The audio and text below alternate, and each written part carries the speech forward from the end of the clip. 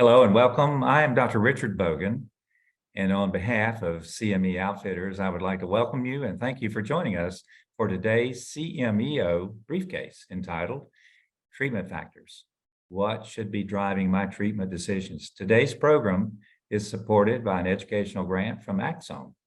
I am an associate clinical professor at the University of South Carolina School of Medicine in Columbia, South Carolina, and the Medical University of South Carolina in Charleston, South Carolina, and principal at Bogan Sleep Consultants, LLC in Columbia.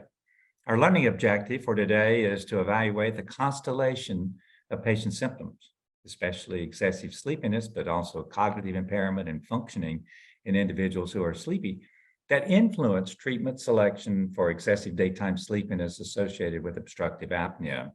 Now, let's meet our patient, Donovan. Well, good morning, Donovan. Thanks for coming in. How are you doing today? Hi, Dr. Bogan. I'm doing okay.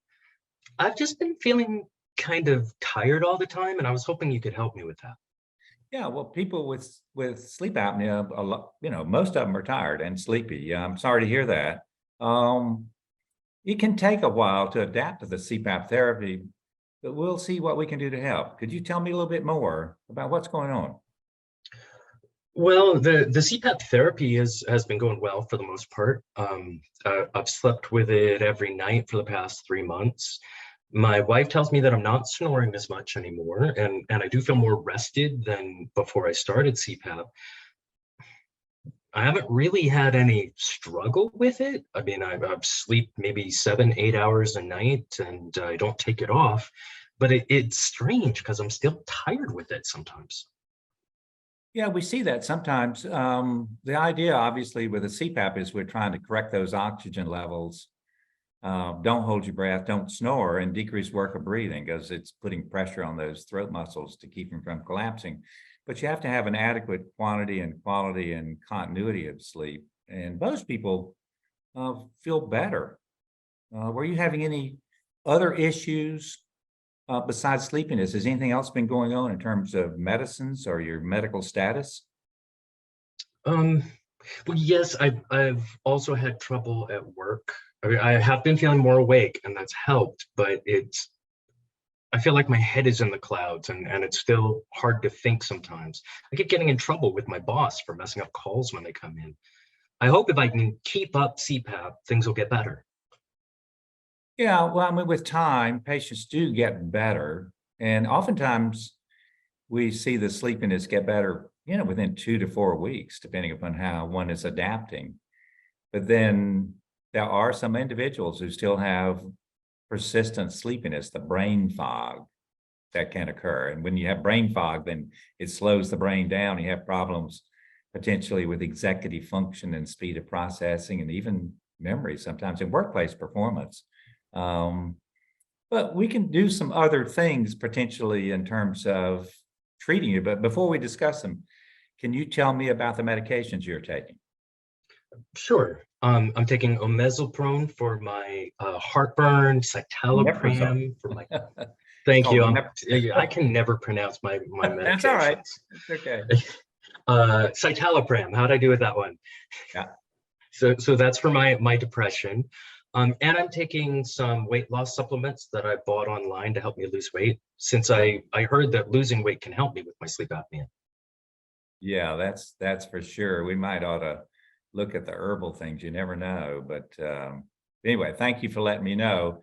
I think it's important for me to know, what medicines you're taking, how much sleep you're getting. Are there any comorbidities or any new things that are going on? And knowing what medicines you take and what you're taking really helps me decide what treatments would be best for you. We obviously need to make sure the CPAP is doing what we want it to do, and we can do a download and evaluate that data. But there are some medications that we can potentially do because we know, it depends on who you study, but maybe 20-30% of patients, despite adequate therapy, still have sleepiness. And we do have some medicines. So let's talk some more about that. That sounds great, Dr. Bogan. Now that we have met our patient, Donovan, let's discuss his case. He's 45 years old. He has severe obstructive sleep apnea and was initiated on CPAP 3 months ago. That's an important duration of time. He complains of being tired all the time. And he says, like, my sleep switch is never turned off. He has complaints about his workplace performance at his call center. His sleepiness and lack of attention has actually caused him to miss calls. And tolerating CPAP, he's 100% adherence, but still has sleepiness and cognitive dysfunction. Now, when we look at adherence, we have to look at hours of use as well. So on our download, we can see what is his apnea, hypopnea index, how many hours of use does he have on a daily basis, and what is his adherence level. He has a past medical history of obesity and reflux and some depression, which is treated. His original AHI was 31 episodes per hour, so just north of being severe, but his current download shows 2 episodes per hour. He does have a BMI of 33 and an Epworth score of 13. The Epworth score, is our way of saying what's your heart rate, blood pressure, how sleepy are you, and 13 out of 24 is sleepy. Blood pressure is 132/84, and of course, as he said, he's on omeprazole and citalopram, and currently his depression is doing pretty well. So why is he still sleepy? And we see this, and I mentioned to him, probably depends on the cohort that you study, but many patients with obstructive sleep apnea present to us because they're tired and sleepy. We put them on CPAP, they're adherent, and as I said, we want to correct that oxygen level, correct the abnormal breathing, eliminate snoring, because snoring is a signal the airway resistance is high, and decrease work of breathing, decrease the airway resistance.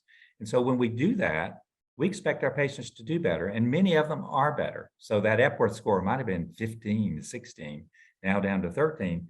So he feels better. But probably 20, 30% of patients on CPAP who use it in excess of 6 hours a day are still sleepy. Why is that? And we're trying to explore the science of why these individuals might be sleepy. But there is a dose-response relationship. If you use the CPAP more, then we see the sleepiness do better. And actually, when we do multiple sleep latency tests on some of these patients, they're abnormal, and we can actually measure the improvement. And when we do quality of life measures, we see that these individuals show significant improvement. So this is prevalent. And we're trying to figure out what on earth is going on. Of course, when people are sleepy, it slows down the brain. And so these individuals not only have sleepiness and fatigue, but they have executive function problems. So speed of processing, thinking, memory. And Donovan said that. He says, I'm having trouble, answering the calls and thinking. So the attention span, speed of processing are all problems. But of course, we can see depression as well, and mood changes, irritability, the melancholia, anxiety. He's worried about his job. So these can be problems that we can see. And of course, I always ask my patients, do you take a nap? Do you have to take a nap? Do you doze when you're trying to be awake? Are you falling asleep when you're trying to stay awake and you can't stay awake? And then, oh, by the way, how is your driving? Because we worry about fatigue-related accidents in these individuals. So mood, executive function, tired, sleepy, workplace performance, quality of life, driving, these are all things that are really important for us to look at. Now, of course, when sleep is fragmented, every time you stop breathing and hold your breath and your oxygen drops, you release adrenaline. Oh, by the way, the adrenaline constricts the blood vessels, increases afterload and preload for the heart, disturbs the nocturnal sleep, and sleep, of course, is important. It's just as important as diet and exercise. So we see other comorbidities. We see hypertension. We see cardiac arrhythmias. Sleepy brain is a hungry brain. We see obesity, mood changes, reflux. And when you're working hard to breathe and airway resistance is high, you tend to reflux more. And oh, by the way, poor sleep, as well as all this adrenaline from the awakenings, can aggravate diabetes. So we can see insulin resistance and worsening of diabetes. The important thing is to correct the abnormal breathing. Keep the airway open, decrease work of breathing, correct that oxygen level. But some of these patients are still sleepy, and it has an impact on quality of life. So what should we do in those individuals? And we actually have 3 medications that are available. We call these wakefulness promoting medicines. we technically don't call them stimulants because they're not Schedule II drugs, they're Schedule IV drugs. But modafinil and armodafinil have been approved. Modafinil has two molecules in it, an R and an S isomer. And if you take the R isomer out, you have armodafinil. So these molecules, typically modafinil 200 to 400 milligrams a day, and the armodafinil up to 250 milligrams a day. Most of the patients take it first thing in the morning. Like any medicine that activates the brain, we could see headache, dizzy, nausea in these individuals. Or if we overstimulated the brain, then we could see some anxiety, even tremor, or maybe even some insomnia. But the important message is that in patients who are responders and don't have any side effects, they notice really within an hour, wow, my brain is working, I'm more awake and I'm more alert, and I can think better. Speed of processing, memory potentially could be better. When you look at a meta-analysis in these individuals, looking at broad studies, I mean, we can see a signal in terms of the Epworth score. The pivotal trial data showed that these individuals showed benefit in terms of their excessive sleepiness.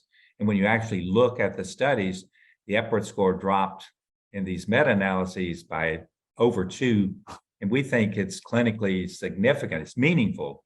If we get a 2 to 3 drop in the Epworth score from the baseline value, then these individuals will show significant clinical improvement, and they feel better. And we'd love to get that Epworth score below 10 if we could. And sometimes we can, but in some patients, they're grateful to go from 13 to 11 or 13 to 10 in terms of their Epworth score as we do that.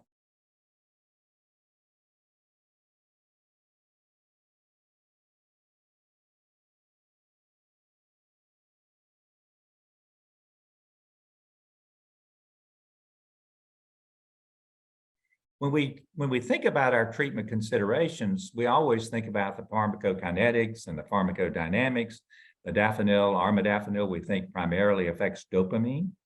And so what are the patients taking in terms of their medications? Are they using the CPAP? What are they entrained? Are they fitting their circadian rhythm? Their brain wants to go to sleep at a certain time. What time are they taking the medicines? Because the medicines will work better when the brain wants to be awake and they're getting adequate sleep. But there are some potential drug-drug interactions, and particularly with the modafinil, armodafinil, we can see that they're metabolized through the liver, through the 3A4 system, and they have some effect on these enzymes. Oral contraceptives, steroidal contraceptives are also metabolized through that same pathway. So the 3A4 system in the liver there is some augmentation of that process, so it reduces the effectiveness of steroidal contraceptives. Now, for hormone replacement therapy, that might not be a big issue, but for birth control, it's a big issue. You don't want to make any mistakes. It does increase, some molecules are metabolized through the 2C19. Paroxetine comes to mind. But it does have some effect in inhibiting 2C19. So we have to be aware, and our electronic medical record systems will tell us there's potential drug-drug interaction, and we can look at that. But it's possible that with modafinil, armodafinil, we might increase the drug exposure in some of these individuals. So if we do have a patient who's taking those, then we might not be a bad thing to have a proton pump inhibitor, more of that. But we should take that into account anytime we use these medications because of this 3A4 induction and some inhibition of 2C19. Then we have solriamfetol. Solriamfetol is our latest molecule. Solriamfetol works through both dopamine and norepinephrine. It's a reuptake inhibitor. It's highly selective. And as you know, dopamine and norepinephrine are one of the subsystems for maintaining alertness in patients. It's been approved in narcolepsy, but also sleepiness in patients with obstructive sleep apnea. This particular drug is available at 37.5 milligrams up to 150 milligrams. And the pivotal trial data showed good efficacy. In fact, the effect size of this particular molecule was quite high. So when you looked at the Epworth score, the change in the Epworth score was pretty substantial. And we also looked at maintenance of wakefulness tests. Like most of our CNS stimulants and wakefulness promoting medications, headache, dizzy, nausea are things that we look for, or anxiety, decreased appetite can occur in some of these individuals. The interesting thing about solriamfetol is that it is renally excreted. There's no evidence really that it causes any problems in terms of hepatic induction or inhibition of enzymes, which we can extrapolate, and theoretically, we don't have to worry about as much in terms of drug-drug interaction in this particular drug.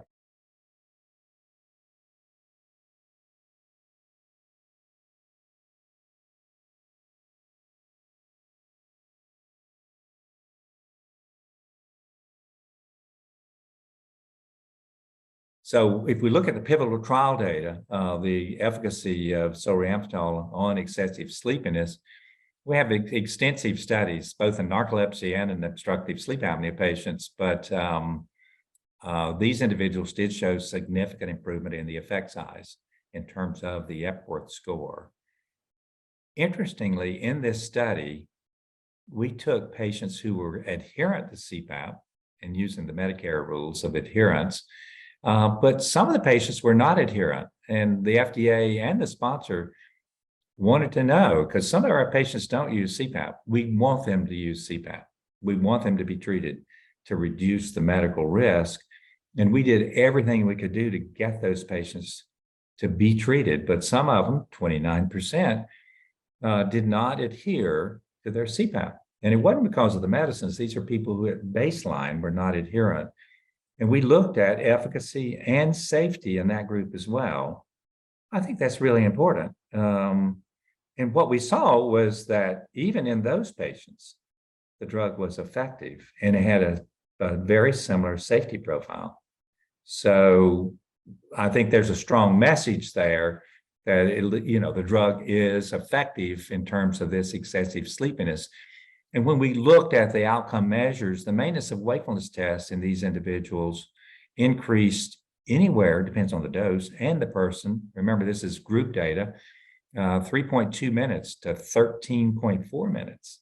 13.4 minutes improvements in the maintenance of wakefulness tests. Most of these people, remember the MWT, we put them in a dark room, lights out, and say, try to stay awake, and they're sleepy, so they fall asleep in about 10, 11, 12 minutes somewhere. And if we can improve them by 13 minutes, that's a big deal. If you're normal and I do this to you, you might be anywhere from 19 to 23 minutes. So, I mean, just as a point of reference, the Epworth score, remember, we want to get at least a 2.5 change if we can.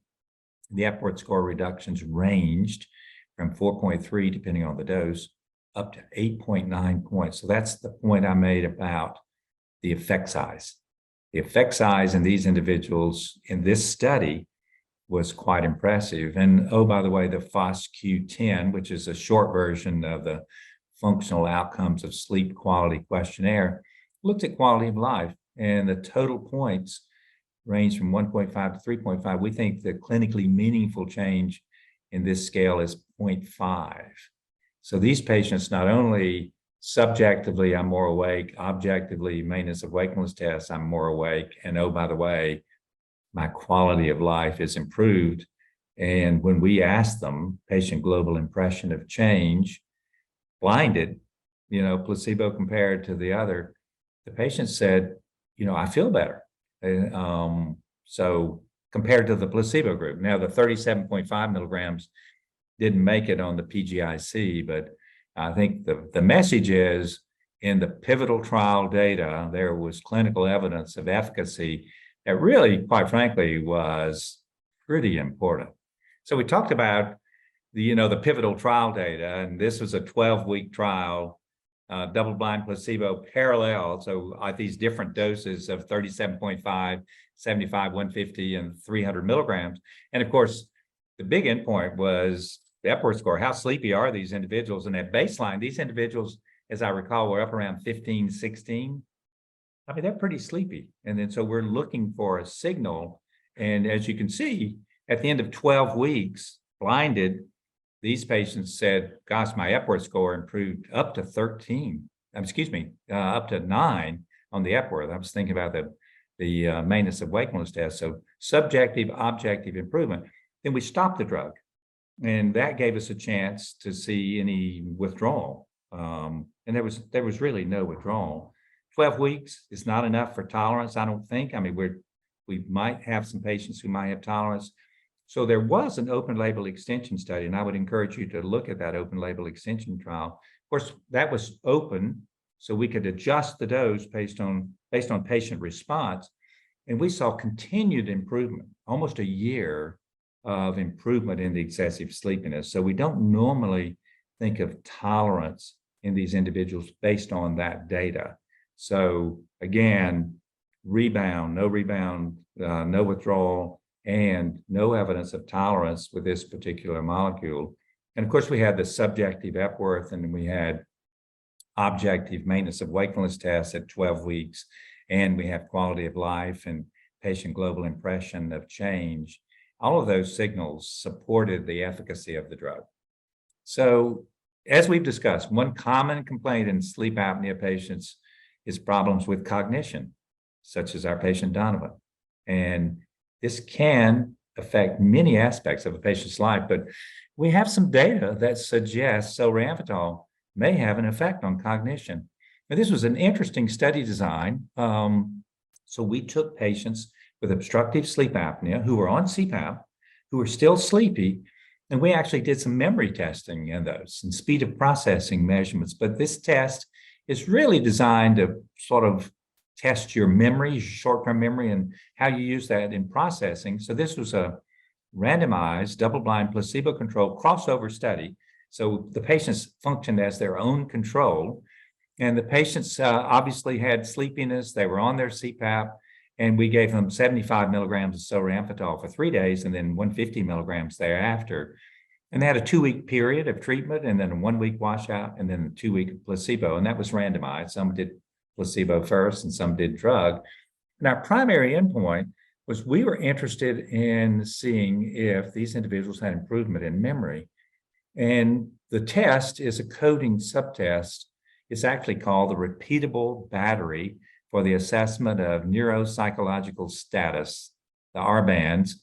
It's equivalent to the digit symbol substitution test. So you have numbers and you have symbols, and then you have to fill in the symbols. You have symbols and fill in the numbers.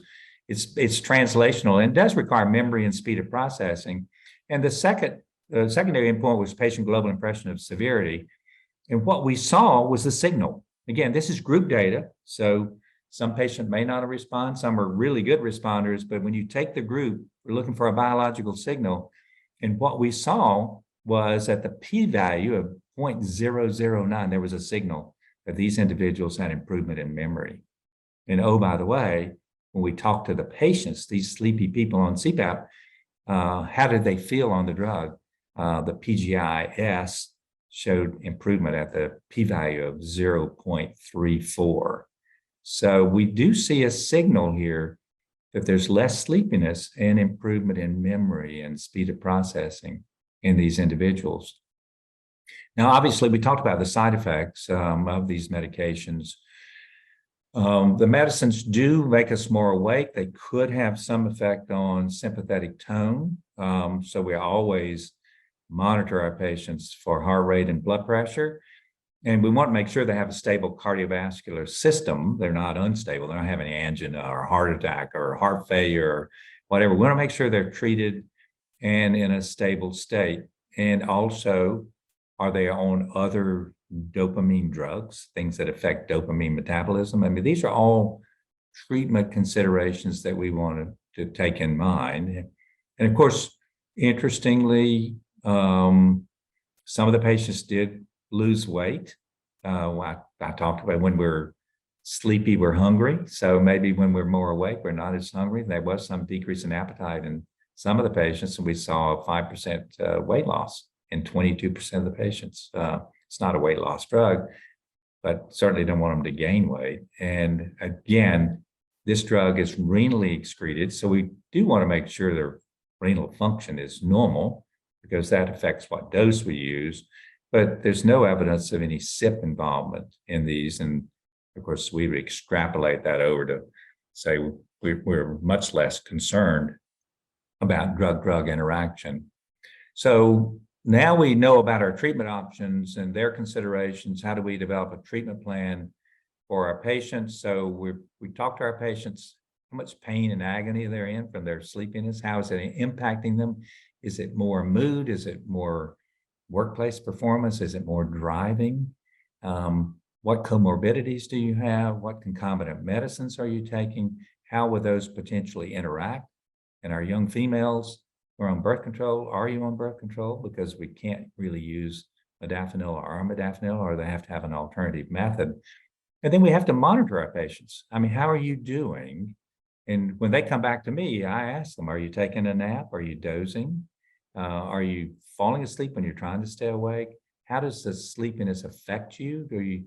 Is it keeping you from doing things you want to do? How is your driving and workplace performance? And of course, we have patient-reported outcome measures that can help us with that. We always we do our sleep vital signs in our clinic. We do the Epworth score, and we do the FOSQ, and we do a fatigue severity score and an insomnia index. But we can use these patient-reported outcome measures.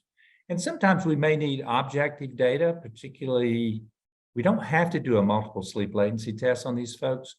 But if you've got a patient, you're like, I want to make sure you don't have narcolepsy or idiopathic hypersomnia. So I might need to do an MSLT, or I want to look at the efficacy of the CPAP. I might have you come in and do a CPAP study and then do the NAP studies, particularly if I don't have efficacy in the drugs that are approved. And I'm thinking, whoa, I need to consider other potential therapies, maybe even Schedule II drugs.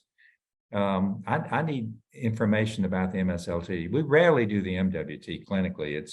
It's primarily a research study. I'm trying to see what your baseline maintenance of wakefulness test is, and I give you a drug and what happens. We used to do the MWT for pilots and truck drivers, but that's it's not exactly predictive of driving skills and workplace performance. But at any rate, we rarely do that clinically anymore. So let's get back to Donovan. He's 45 years old, has severe obstructive sleep apnea. He has been on therapy now 3 months, and he's adherent. I mean, he's getting 8 hours, and his Epworth score is 13. And his download on his AHI is now normal, and he's not snoring. So that should be effective in him. So we've looked at the CPAP, we've looked at therapy, we've looked at his circadian rhythm. What time's he going to bed? What time's he getting up? Is he getting enough sleep? Obviously, quantity and quality and continuity of sleep are important. Are there any comorbidities? His concomitant meds? Is he taking a sedating medication that makes him sleepy? No, none of those were happening in him. And so he, from my perspective, he's sort of the perfect candidate for using a wakefulness promoting medication. And as I said, we have 3 potential options. So you discuss this with the patient. And when I talk to the patient, I'd say, well, we don't know exactly why you're still sleepy. There's some evidence that suggests, and I would encourage you to review this, there's some evidence to suggest in animal studies and in human studies that there are brain changes, and that some of these wake promoting areas in the brain, these subregions, dopamine, norepinephrine, even orexin, some of these subregions might have been injured by the sleep deprivation, fragmented sleep, or the oxidative stress. But importantly, you know, you're functioning, your brain is working, but with these medications, we can help with the sleepiness and hopefully downstream help some of these other things. So these are very reasonable therapies to consider. So I'd like to thank you, our audience, for joining me today for this wonderful program. Let's summarize our discussion with our SMART goals. We want to be specific, measurable, attainable, relevant, and timely. That is, what I hope that you will take away from this presentation is to apply to your practice and identify the prevalence and the personal impact of excessive sleepiness in patients with obstructive apnea.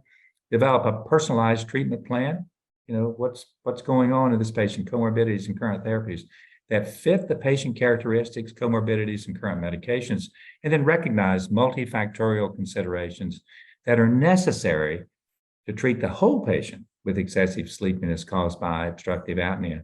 I call it qualify and quantify. Is the patient sleepy? How sleepy are they? And then when we quantify, what's the impact? Because these patients can be helped, obviously. So today's CMEO briefcase is part of a three-part series of case-based activities that can be found on the Sleep Disorders Hub. I hope you'll check that out. The other two activities in the series are coming. The Sleep Disorders Hub has these activities and many others on obstructive sleep apnea, excessive sleepiness, idiopathic hypersomnia, narcolepsy, and more. And so to receive CME CE credit for this activity, participants must complete the post-test and evaluation online. Participants will be able to download and print their certificate immediately upon completion. So again, thank you for joining me today. Be safe and take care of yourselves so you can provide the best care for your patients. Thank you.